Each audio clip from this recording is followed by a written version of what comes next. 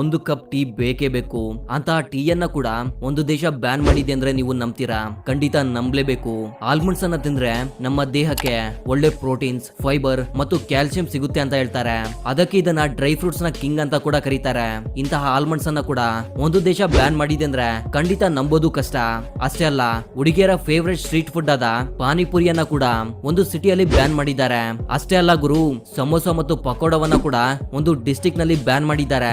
ಅದು ಯಾವ ದೇಶದಲ್ಲಿರುವ ಡಿಸ್ಟ್ರಿಕ್ಟ್ ಅಂತ ಗೊತ್ತಾದ್ರೆ ಖಂಡಿತ ನೀವು ಶಾಕ್ ಆಗ್ತೀರಾ. ಈ ರೀತಿ ಭಾರತದಲ್ಲಿ ಫೇಮಸ್ ಆಗಿರುವ ಕೆಲವು ಡಿಶಸ್ ವಿದೇಶಗಳಲ್ಲಿ ಬ್ಯಾನ್ ಮಾಡಲಾಗಿದೆ. ಅಂತಹ ಡಿಶಸ್ ಬಗ್ಗೆ ಈ ವಿಡಿಯೋದಲ್ಲಿ ತಿಳಿಸ್ಕೊಡ್ತೀನಿ. ಸೊ ಮಿಸ್ ಮಾಡದೆ ಈ ವಿಡಿಯೋವನ್ನ ಎಂಡ್ ವರ್ಗು ನೋಡಿ. ಹಾಗೆ ಈ ವಿಡಿಯೋ ಇಷ್ಟವಾದ್ರೆ ತಪ್ಪದೆ ಒಂದು ಲೈಕ್ ಮಾಡಿ.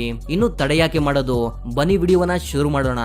Number 1, Cadbury chocolate. Cadbury chocolate ಇಂಡಿಯಾದಲ್ಲಿ ಅಲ್ಲ, ಪ್ರಪಂಚದಾದ್ಯಂತ ತುಂಬಾನೇ ಫೇಮಸ್. ಇದು ಫೇಮಸ್ ಆಗೋದಕ್ಕೆ ಮುಖ್ಯ ಕಾರಣ ಲವ್ ಬರ್ಡ್ಸ್. ಹೌದು, ಪ್ರೆಸೆಂಟ್ ಟೈಮ್ ನಲ್ಲಿ ಯಾರಾದ್ರೂ ಲವ್ ಪ್ರಪೋಸ್ ಮಾಡಬೇಕು ಅಂದ್ರೆ ಒಂದು ವೇಳೆ ರೆಡ್ ರೋಸ್ ಮಿಸ್ ಆದ್ರೂ ಕೂಡ ಕ್ಯಾಡ್ಬರಿ ಚಾಕ್ಲೇಟ್ ಅನ್ನ ಮಾತ್ರ ಮಿಸ್ ಮಾಡೋದಿಲ್ಲ. ನಿಮ್ಮಲ್ಲಿ ಯಾರಾದ್ರೂ ಲವ್ ಪ್ರಪೋಸ್ ಮಾಡಿದ್ರೆ ನೀವು ರೆಡ್ ರೋಸ್ ಕೊಟ್ರಾ ಅಥವಾ ಕ್ಯಾಡ್ಬರಿ ಚಾಕ್ಲೇಟ್ ಅನ್ನ ಕೊಟ್ರಾ ಅಂತ ಕಾಮೆಂಟ್ ಮಾಡಿ ತಿಳಿಸಿ, ನೋಡೋಣ ನನ್ನ ಅಭಿಪ್ರಾಯ ಸರಿನಾ ತಪ್ಪಾ ಅಂತ. ಸೊ ಇಂತಹ ಕ್ಯಾಡ್ಬರಿ ಚಾಕ್ಲೇಟ್ ಅನ್ನ ಅಮೆರಿಕ ಬ್ಯಾನ್ ಮಾಡಿದೆ. ಶಾಕ್ ಆಯ್ತಾ? ಶಾಕ್ ಆಗೋದ್ರಲ್ಲಿ ತಪ್ಪಿಲ್ಲ ಬಿಡಿ. ಕ್ಯಾಡ್ಬರಿ ಕಂಪನಿಯನ್ನ 1824ರಲ್ಲಿ ಶುರು ಮಾಡ್ತಾರೆ. ಸೊ ಇದು ಬಿಡಿ, ಇದು ನಮ್ಗೆ ಅವಶ್ಯಕತೆ ಇಲ್ಲ. ಬ್ಯಾನ್ ಆಗೋಕೆ ಕಾರಣ ಏನು ಅಂದ್ರೆ ಅಮೆರಿಕದ ಹರ್ಷೀಸ್ ಕಂಪನಿಯ ಒಂದು ಚಾಕ್ಲೇಟ್ ರೆಸಿಪಿಯನ್ನ ಕ್ಯಾಡ್ಬರಿ ಕಂಪನಿ ಕಾಪಿ ಮಾಡಿದೆ ಅಂತ ಕೇಸ್ ಹಾಕುತ್ತೆ. ಇದರಿಂದ ಕ್ಯಾಡ್ಬರಿ ಚಾಕ್ಲೇಟ್ಸ್ ಅನ್ನ ಅಮೆರಿಕಾಗೆ ಇಂಪೋರ್ಟ್ ಮಾಡಿಕೊಳ್ಳೋದು ಬ್ಯಾನ್ ಮಾಡುತ್ತೆ. ಇದರಿಂದ ಕ್ಯಾಡ್ಬರಿ ಕಂಪನಿಗೆ ತುಂಬಾನೇ ಲಾಸ್ ಬರುತ್ತೆ. ಜೊತೆಗೆ ಹರ್ಷೀಸ್ ಕಂಪನಿಗೆ ಒಳ್ಳೆ ಪ್ರಾಫಿಟ್ ಆಗುತ್ತೆ. ಬಟ್ ಕ್ಯಾಡ್ಬರಿ ಕಂಪನಿಯ ಚಾಕ್ಲೇಟ್ ಅನ್ನ ತಯಾರಿಸುವ ಪರ್ಮಿಷನ್ ಹರ್ಷೀಸ್ಗೆ ಸಿಗುತ್ತೆ. ಈ ಕಂಪನಿ ಕ್ಯಾಡ್ಬರಿ ರೆಸಿಪಿಯನ್ನ ಬದಲಿಸಿ, ಅಂದ್ರೆ ನಾವು ತಿನ್ನೋ ಕ್ಯಾಡ್ಬರಿ ಚಾಕ್ಲೇಟ್ಗೂ ಅಮೆರಿಕಾದಲ್ಲಿ ಸಿಗುವ ಕ್ಯಾಡ್ಬರಿ ಚಾಕ್ಲೇಟ್ಗೂ ತುಂಬಾನೇ ವ್ಯತ್ಯಾಸವಿರುತ್ತೆ ಅದೇ ಟೇಸ್ಟ್ ನಲ್ಲಿ. ಆದ್ರೂ ಕೂಡ ಹರ್ಷೀಸ್ ಕ್ಯಾಡ್ಬರಿ ಹೆಸರಲ್ಲಿ ಚಾಕ್ಲೇಟ್ ಅನ್ನ ಮಾರಾಟ ಮಾಡ್ತಿದೆ. ಇದಕ್ಕೆ ಯುಎಸ್ ಗವರ್ನಮೆಂಟ್ ಹರ್ಷೀಸ್ ಕಂಪನಿಗೆ ಮಾತ್ರ ಪರ್ಮಿಷನ್ ಅನ್ನ ಕೊಟ್ಟಿದೆ.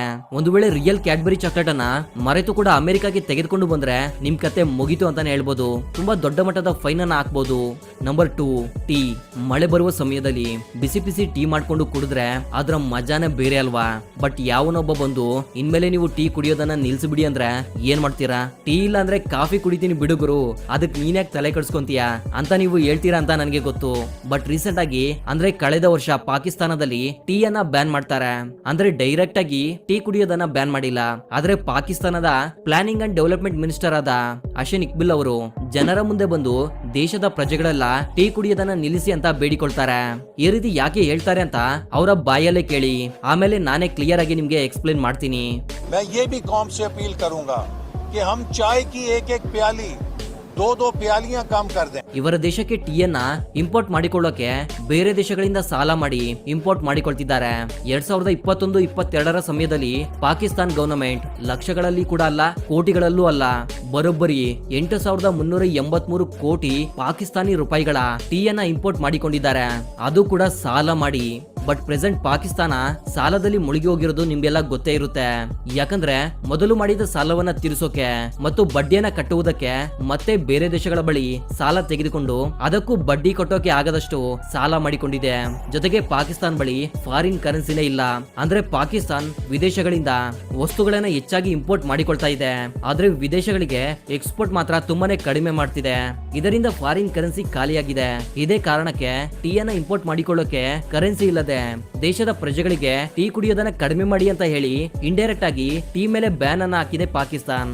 ಇದು ಟೆಂಪರರಿ ಬ್ಯಾನ್ ಅಷ್ಟೇ. ಫಾರಿನ್ ಕರೆನ್ಸಿಯನ್ನ ಸಂಪಾದನೆ ಮಾಡಿದ್ಮೇಲೆ ಮತ್ತೆ ಟೀಯನ್ನ ಖಂಡಿತ ಇಂಪೋರ್ಟ್ ಮಾಡಿಕೊಳ್ತಾರೆ. ನಂಬರ್ 3, ಪಾನಿಪುರಿ.